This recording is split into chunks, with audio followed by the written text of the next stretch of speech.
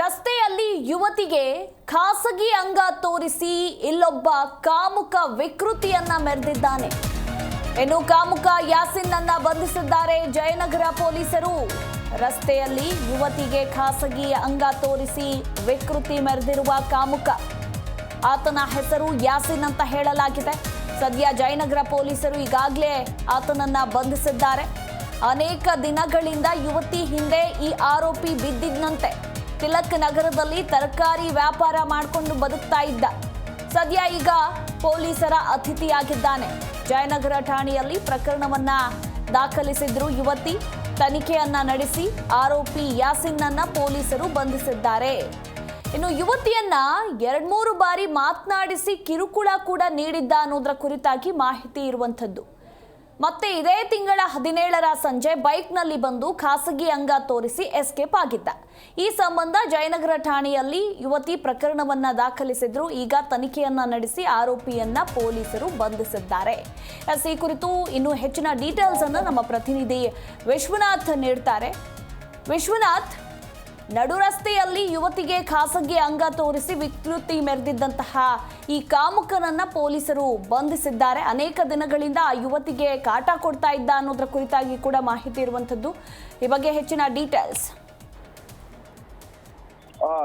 ಖಂಡಿತವಾಗಲು ಬೆಂಗಳೂರಿನಲ್ಲಿ ಇತ್ತೀಚೆಗೆ ಈ ಕಾಮುಕರ ಸಂಖ್ಯೆ ಹೆಚ್ಚಳವಾಗ್ತಾ ಇದೆ ಅಂತ ಹೇಳ್ಬೋದು. ಯಾಕಂತಂದ್ರೆ ಮೊನ್ನೆ ತಾನೇ ಆ ಬಾಲಕಿಯ ಮೇಲೆ ಅತ್ಯಾಚಾರವನ್ನ ನಡೆಸಿ ಕೊಂದಂತಹ ಪ್ರಕರಣ ಕೂಡ ಮಾತು ಮುನ್ವೆ ಕೆಆರ್ ಮಾರ್ಕೆಟ್ ವ್ಯಾಪ್ತಿಯಲ್ಲಿ ಒಂದು ಮಹಿಳೆಯ ಮೇಲೆ ಗ್ಯಾಂಗ್ ರೇಪ್ ಕೂಡ ನಡೆದಿತ್ತು.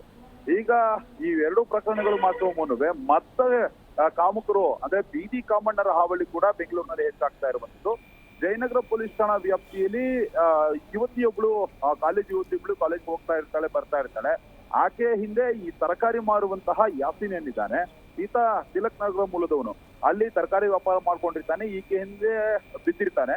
ಬಿದ್ದಂತಹ ಸಂದರ್ಭದಲ್ಲಿ 2-3 ಬಾರಿ ಈಕೆಯನ್ನ ಮಾತನಾಡಿಸಿ ಕಿತ್ತಾಯಿಸುವಂತಹ ಕೆಲಸವನ್ನು ಕೂಡ ಮಾಡಿದ್ದ. ಅದಾದ ಮೇಲೆ ಇದೇ ತಿಂಗಳು 17ನೇ ತಾರೀಕು ಮತ್ತೆ ತನ್ನ ಗಾಡಿಯನ್ನ ತೆಗೆದುಕೊಂಡು ಬಂದು ಸಂಜೆ ಒಂದು 6:30 ಸುಮಾರಿಗೆ ಆಕೆ ಹಿಂದೆ ಬರುವಂತದ್ದು.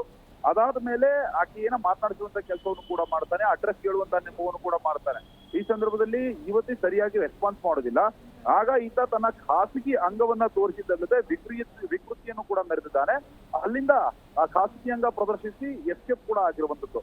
ಎಸ್ಕೇಪ್ ಆದಂತಹ ಹಿನ್ನೆಲೆಯಲ್ಲಿ ಈ ಯುವತಿಗೆ ಸಾಕಷ್ಟು ಇದರಿಂದ ತೊಂದರೆ ಆಗಿದೆ ಮತ್ತು ಸಾಕಷ್ಟು ಭಯಭೀತಗೊಂಡಿದ್ದಾಳೆ. ತಕ್ಷಣಕ್ಕೆ ಆಕೆ ಜಯನಗರ ಪೊಲೀಸ್ ಠಾಣೆಗೆ ಹೋಗ್ತಾಳೆ. ಒಂದು ಕಂಪ್ಲೇಂಟ್ ಅನ್ನು ಕೂಡ ರಿಜಿಸ್ಟರ್ ಮಾಡ್ತಾಳೆ. ನನಗೆ ಈ ರೀತಿಯಾಗಿ ಕಿರುಕುಳ ನೀಡ್ತಾ ಇದ್ದಾನೆ ಒಬ್ಬ ವ್ಯಕ್ತಿ ಅನ್ನೋ ಒಂದು ಹಿನ್ನೆಲೆಯಲ್ಲಿ.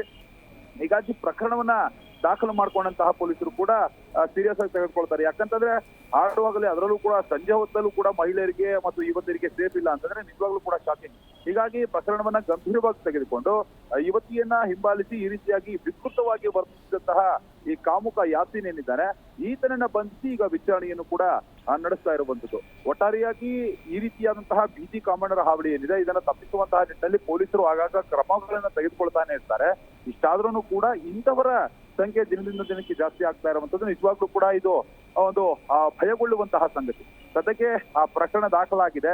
ಈ ಯಾಸಿನ್ ಏನಿದ್ದಾನೆ ಇನ್ನೂ ಹಲವರಿಗೆ ಇದೇ ರೀತಿ ಮಾಡಿರುವಂತಹ ಶಂಕೆ ಕೂಡ ವ್ಯಕ್ತವಾಗ್ತಾ ಇದೆ. ಈ ಹಿನ್ನೆಲೆಯಲ್ಲಿ ಪೊಲೀಸರು ಪ್ರಕರಣವನ್ನು ದಾಖಲು ಮಾಡಿಕೊಂಡು ಕೆಲವೊಂದು ಪರಿಶೀಲನೆಯನ್ನು ಕೂಡ ನಡೆಸ್ತಾ ಇದ್ದಾರೆ. ಮುಂದಿನ ದಿನಮಾನಗಳಲ್ಲಿ ಈ ಬಗ್ಗೆನೂ ಕೂಡ ಕೆಲವೊಂದು ಅಂಶಗಳು ಹೊರಗಡೆ ಬರಬೇಕಾಗಿದೆ. ಎಸ್, ಥ್ಯಾಂಕ್ ಯು ವಿಶ್ವನಾಥ್ ನಿಮ್ಮೆಲ್ಲ ಮಾಹಿತಿಗಾಗಿ.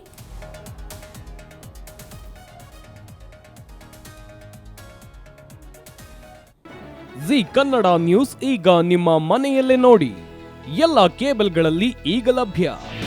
ನಿಮ್ಮ ನೆಚ್ಚಿನ ಜಿ ಕನ್ನಡ ನ್ಯೂಸ್ ಈಗ ಸನ್ ಡೈರೆಕ್ಟ್ ನಲ್ಲಿ number 292, Tata play number 1664, Jio TV number 1334, NXT digital number 30, in cable number 30, city networks 51, U digital number 162, GTPL number 17, Rockline telecommunications number 42, Shri Basaveshwara cable number 168, rural cable network 60, Vinayaka digital 57, Abhishek cable 821, city channel 53, Siddeshwara cable network 57, V4 digital Infotech 628, Surya digital networks 53, Gajanan digital number 836, Malnad Infotech private limited number